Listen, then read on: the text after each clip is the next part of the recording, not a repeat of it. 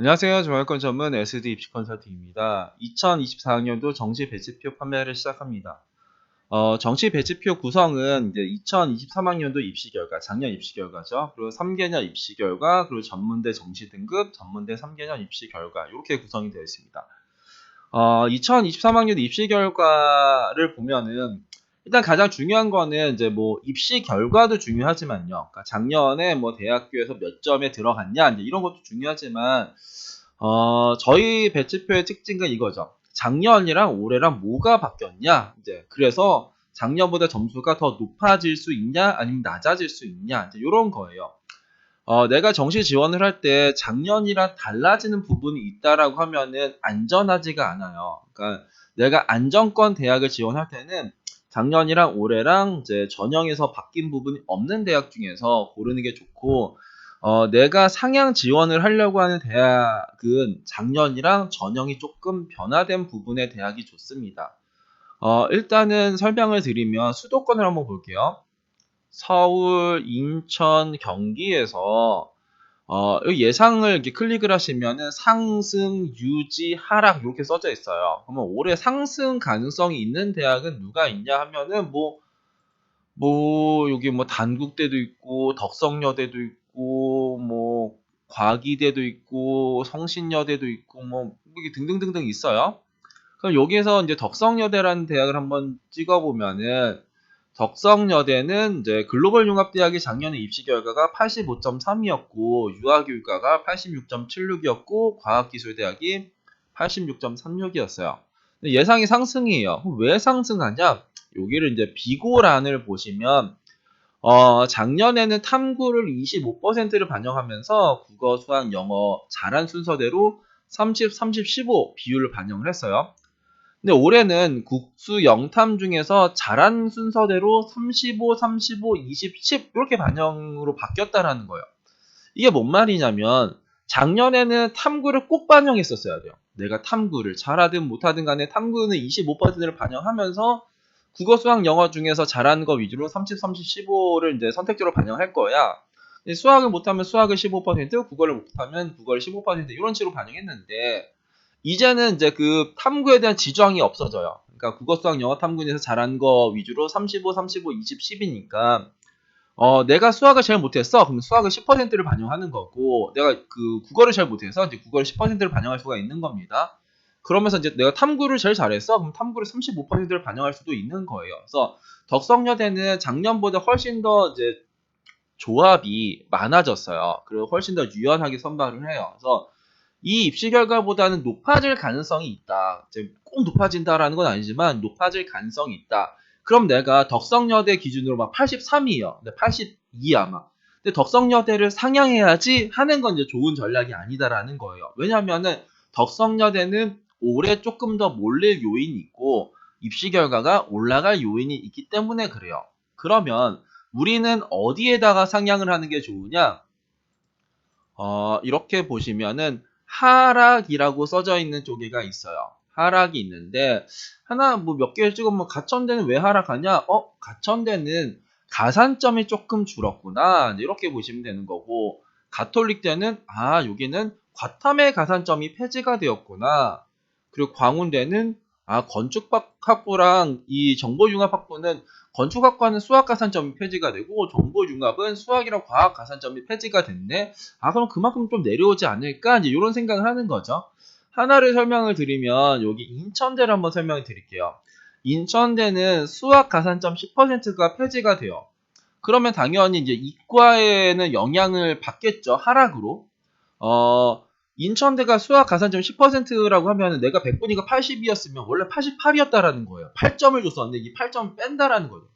근데 작년에 입시 결과는 수학 가산점이 포함된 점수였을 거잖아요. 그러니까 수학 가산점이 포함된 작년의 입시 결과랑 수학 가산점이 미포함된 내 점수랑 비교를 하면은 인천대가 말도 안 되게 높아 보이는 거죠.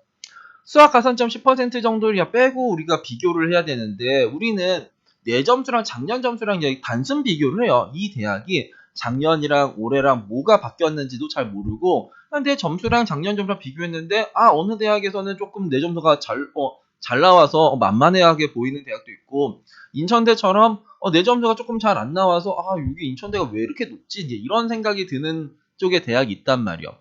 덕성여대는 조금 만만하게 바뀌었죠. 왜냐면 점수 환산이 작년보다 내 점수가 잘 나오니까 작년 점수를 보면은 만만하네 이런 생각이 드는 거고, 인천대는 작년보다 내 점수가 잘 안 나오니까 인천대가 왜 이렇게 높네 이제 이런 생각이 드는 거죠.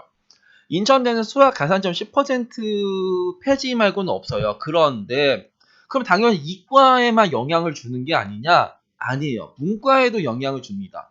왜 문과에도 영향을 주냐면 문과도 작년에 수학에 대한 가산점이 줬거든요. 수학 미적 기하를 응시한 학생들한테 가산점 10%를 줬어요. 그러면 이과 학생들도 이제 문과로 교차 지원을 하잖아요. 근데 수학 그 문과에서 수학 미적에 수학 기하에 가산점을 주는 대학이 있나요? 없죠. 근데 인천대는 줬단 말이에요. 그럼 내가 이과 학생들이 문과로 지원을 하려고 하는데 다른 데는 수학에 대해서 가산점 하나도 안 주는데 인천대만 준대. 그러면 인천대를 조금 더 선호하겠죠. 교차 지원으로. 왜냐면 나는 조금이라도 이득 주는 대학을 선호할 테니까. 그래서 이제 인천대는 이과 학생들이 문과를 교차를 지원하는 이제 대학 중에 하나였어요. 그러니까 뭐 윗대학들은 뭐 이렇게 있지만 이게 중위권 대학에서는 이과 학생들이 문과로 가장 교차 지원을 많이 하는 대학이었고, 그러기 때문에 그 수학 미적 기하, 그러니까 이과 학생들이 문과로 교차하는 거에 버프가 있었던 대학이 인천대거든요. 그러니까 수학 가산점 10% 폐지가 뭐 문과에도 영향을 주냐라고 하지만 인천대 문과는 되게 이제 특수성이 있었던 거죠. 수학, 미적, 기하에 대한 가산점을 주는 그 특수성이 있었던 건데, 그 특수성이 이제 이번에 사라졌기 때문에 이번에 인천대는 이제 문과든 이과든 간에 상향하면 좋겠다. 그래서 내 점수가 인천대 점수보다 작년 점수보다 낮아도 인천대는 이제 과감하게 지원하는 전략을 세울 수도 있겠다. 이제 이런 식으로 생각을 하시면 됩니다. 그리고 이 3개년 입시 결과에서 이제 에리카를 이제 소개시켜 드리면 좀 좋을 것 같아서, 에리카는 이제 2021, 2022, 2023이 계속 바뀐 대학이요. 모든 학과가 바뀐 게 아니라 이 학과만 그래요. ICT 융합, 건축학부, 교통물류, 산업경영, 소프트웨어 이 학과만 매년 뭐 가산점을 줬다 뺐다 이러고 있었단 말이에요. 2021학년도에 ICT 융합부는 최초 평균이 86이었고 최종 평균이 85였어요. 근데 2022학년도에 갑자기 이게 평균 4점, 평균 5점이 내려와요. 근데 하락이라고 예상은 했죠. 왜 하락을 하냐? 수학 가산점을 폐지를 한대. 아, 그래? 수학 가산점을 폐지하면은 이 점수는 안 나오겠다 정도는 이제 생각할 수 있죠. 그래서 이제 크게 내려왔어요. 근데 그 다음에 상승이야. 왜? 수학 가산점 다시 준대. 아, 그래? 그러니까 여기서 이제 그 평균, 그 2023학년도에는 최종 평균이랑 70% 컷을 공개를 하거든요. 그러니까 이쪽에서 보시면은 이 평균 점수가 80.92에서 82.16으로 올라왔죠. 그 건축학부는 84가 이제 2022에서 80으로 내려왔고, 평균은 83에서 78로 내려왔고, 그 다음에 상승 여력이 있었을 때 78이 이제 80으로 이제 올라간 거죠. 교통물류도 7점이 내려왔고, 요것도 한 6점 정도 내려왔다가 다시 반등. 산업경영도 한 7점 내려왔다가 다시 반등. 소프트웨어는 이제 한 3, 4점 내려왔다가 다시 반등.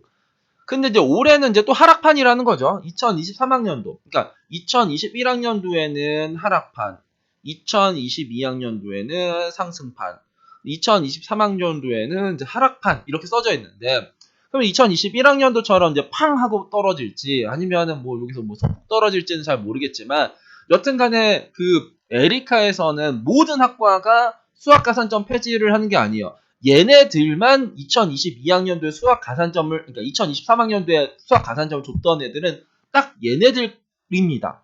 근데 얘네들만 이제 수학 가산점에 이제 그 변수에 영향을 받는 이제 그런 거죠. 그래서 에리카는 이제 요런 식으로 우리가 그러니까 이 모든 학과, 그러니까 모든 대학교에서 모든 학과가 바뀌는 쪽의 대학도 있고, 에리카처럼 몇몇 학과만 바뀌는 쪽의 대학도 있어요. 그러니까 몇몇 학과만 바뀌는 쪽에가 훨씬 더 뭔가 변수가 커요. 그러니까 전체적으로가 아니라 그 대학에서 몇몇 개만 뭔가 특수하게 뭔가 변화가 있을 때 그거 캐치하기가 이제 쉽지는 않거든요. 그래서 에리카는 이런 학과에서 조금 이제 집중을 하시면 좋지 않을까 싶고, 그리고 이제 우리가 이제 3개년 봤을 때 작년에가 이제 서울여대가 그랬었죠. 서울여대가 작년에 그 뭐 3개 과목으로 바뀐 쪽이라서 그냥 아무거나 하나 찍어볼까요? 뭐 경영을 하나 찍어볼까?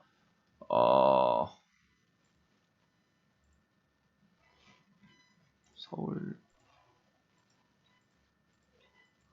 서울여대가 이제 요것도 우리가 이 상승이 되게 중요한 게 경영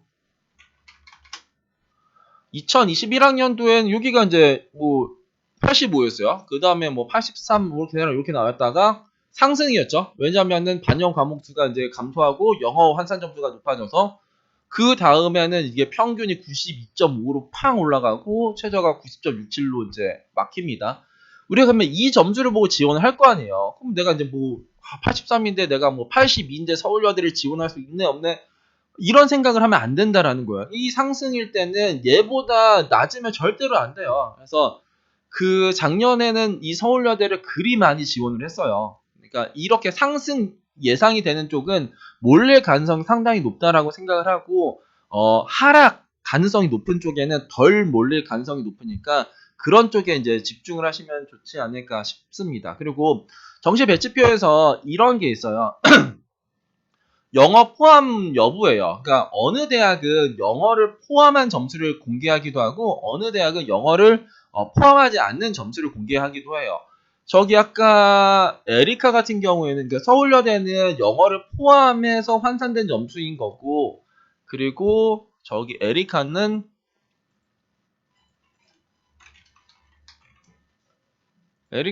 여기 보시면은 영어가 이제 미포함된 점수입니다. 그러니까 영어 점수가 포함되지 않는 국어 수학 탐구의 이제 단순 평균이고 요런 대학은 이제 환산 점수를 뒤에다 조금 적어 놨어요.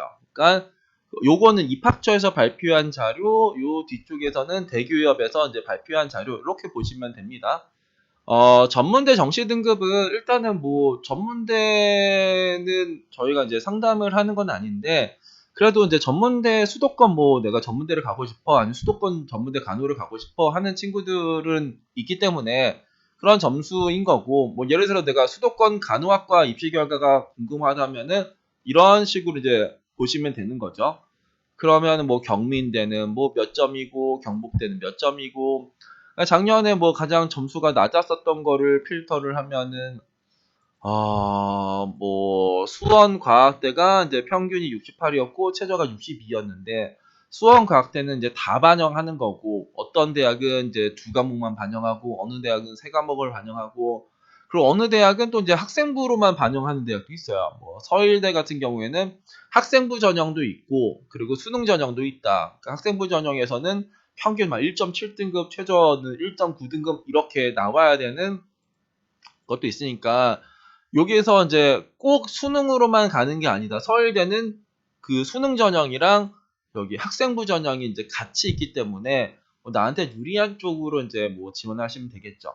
그리고 내가 이제 이것도 3개년이 궁금하면은 내가 여기 뭐 36보건대 이게 작년 88.2였고 최저가 86.4였는데 3개년 어떠냐? 그러면 2021학년은 87.8, 86, 88.2 그리고 최저는 85.5, 84, 86.4니까 대략 한 86, 87 정도면 지원하겠구나. 이제 이런 식으로 이제 생각을 하시면 됩니다.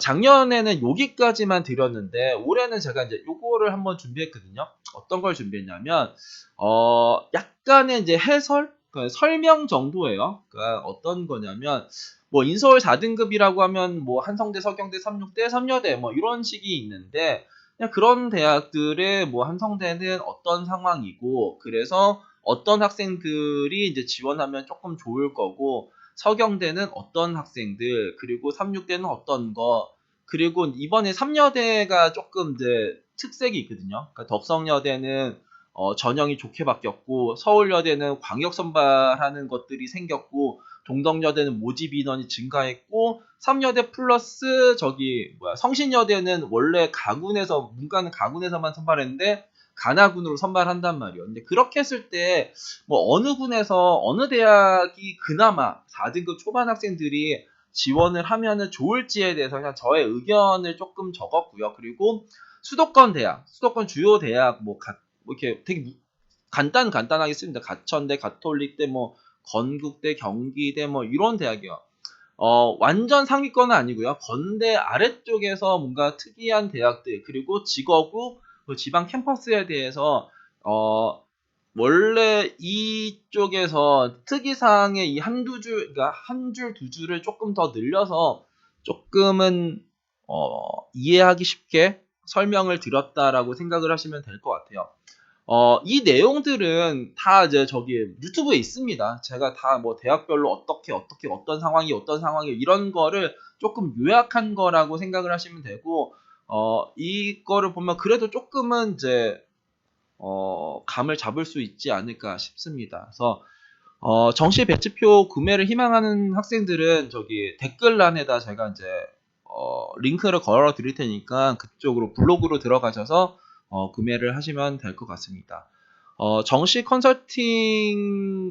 배치표는 정시 컨설팅을 이제 못 받는 학생들을 위해서 만든 자료예요. 그래서 이 PDF 파일은 저희가 이제 정시 때 거의 다루는 대학은 그래도 꽤 많이 넣으려고 했거든요. 그러니까 인서울, 그리고 수도권, 그리고 직어국, 그리고 지방 캠퍼스 정도까지지, 막 저기 뭐 경기도 소재 대학을 막 너무 가고 싶어요 해서 막 정시 상담을 받는 학생들은 없으니까 경기도 소재나 뭐 충남권에서에 있는 그냥 대학들은 작년 입시 결과 기점으로 하시고 수도권의 대학에서 내가 들어본 대학을 좀 상향하고 싶다, 직업국에서 조금 상향하고 싶다 하는 학생들은 좀 참고를 하시면 좋을 것 같습니다. 감사합니다.